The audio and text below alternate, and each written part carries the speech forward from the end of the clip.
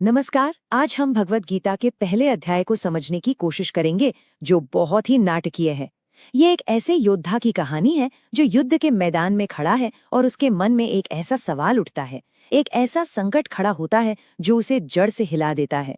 तो चलिए इस कहानी में गहराई से उतरते हैं। कहानी में आगे बढ़ने से पहले चलिए एक पल के लिए इस सवाल पर रुकते हैं।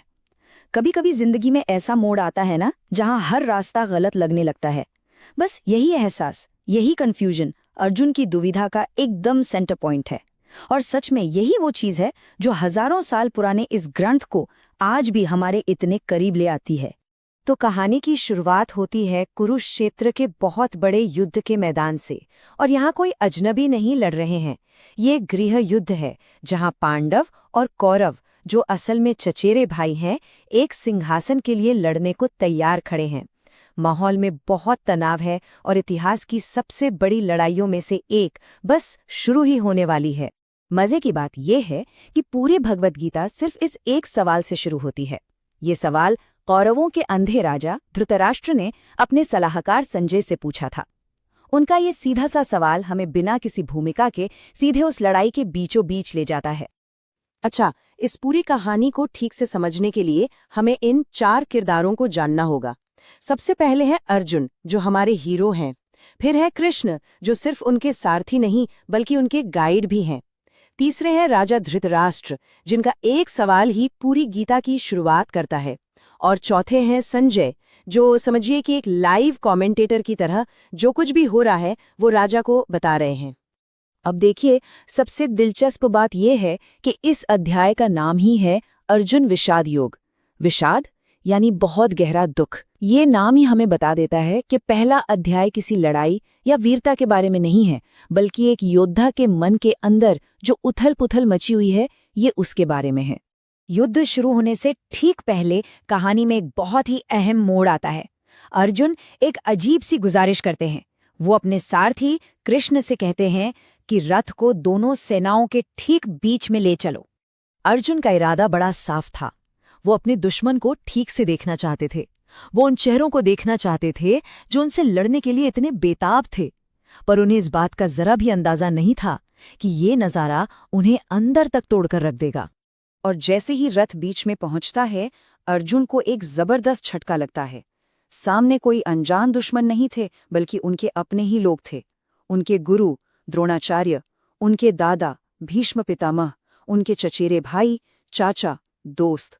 वो एक सेना नहीं बल्कि एक पारिवारिक समारोह को देख रहे थे जो एक दूसरे को मारने के लिए तैयार था। ये सब देखकर वो महान योद्धा अर्जुन पूरी तरह से टूट जाते हैं। उनका शरीर और मन दोनों जवाब दे देते हैं। और यहीं से वो युद्ध ना करने के लिए एक के बाद एक अपने तर्क देना शुरू करते हैं। तो अर्जुन की असली मुश्किल क्या है? वो ना एक बहुत ही गहरी दुविधा में फंसे हुए हैं।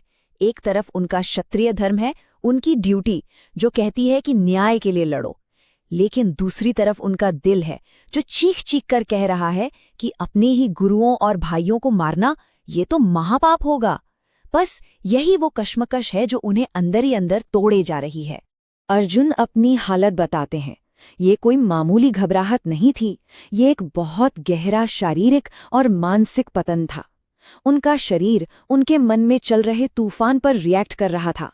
जरा सोचिए, वो योद्धा जिसकी गांडीव धनुष की आवाज से ही दुश्मन कांप जाते थे, आज वही धनुष उसके हाथ से फिसल रहा है। उनका दुख इतना ज्यादा था कि उसने उन्हें शारीरिक रूप से भी कमजोर बना दिया था। और फिर वो एक ऐसा कदम उठाते हैं जिसकी किसी ने कल्पना भी नहीं की होगी। अर्जुन, उस युग के सबसे महान धनुर्धर, अपना धनुष और बाण नीचे रख देते हैं। ये उनकी निराशा का चरम था। ये एक ऐलान था कि वो लड़ने की हालत में नहीं है। लेकिन ये सिर्फ हार मान लेना नहीं था। अर्जुन का इस तरह टूटना असल में एक नई शुरुआत थी। कहते हैं ना, जब एक शिष्य पूरी तरह से हार जाता है और ये मान लेता है कि उसे जवाब नहीं पता, तभी गुरु का ज्ञान उसके अंदर उतर सकता है। अध्याय के बिल्कुल आखिर में अर्जुन कृष्ण के सामने साफ साफ कह देते हैं, मैं नहीं लड़ूंगा। इस एक वाक्य के साथ पहला अध्याय खत्म हो जाता है और भगवद गीता के महान ज्ञान के लिए एक मंच तैयार हो जाता है। यहाँ ये समझना भी बहुत दिलचस्प है कि ये पूरा का पूरा सीन एक गहरे सिंबल, एक प्रतीक से भरा हुआ है। उपनिषदों में भी बताया गया है कि ये रथ हमारा शरीर है, घोड़े हमारी इंद्रियां हैं जो हमें अलग अलग दिशाओं में भगाती हैं, लगाम हमारा मन है और सारथी यानी कृष्ण हमारी बुद्धि, हमारा विवेक है जो हमें सही रास्ता दिखा सकते हैं।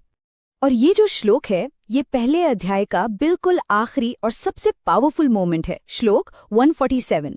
इसमें संजय कहते हैं, एवं उक्त्वा अर्जुनः संख्ये रथोपस्थ उपाविशत् विसृज्य शशरम चापम शोकसंविघ्न मानसः। मतलब ऐसा कहकर अर्जुन ने युद्ध के मैदान में अपना धनुष और बाण नीचे रख दिया और शोक से भरे मन के साथ अपने ही रथ पर बैठ गए। जरा सोचिए, एक योद्धा जो किसी बाहरी दुश्मन से नहीं बल्कि अपने ही अंदर की उथल-पुथल से हार गया है, और बस यहीं से गीता का असली संवाद शुरू होता है।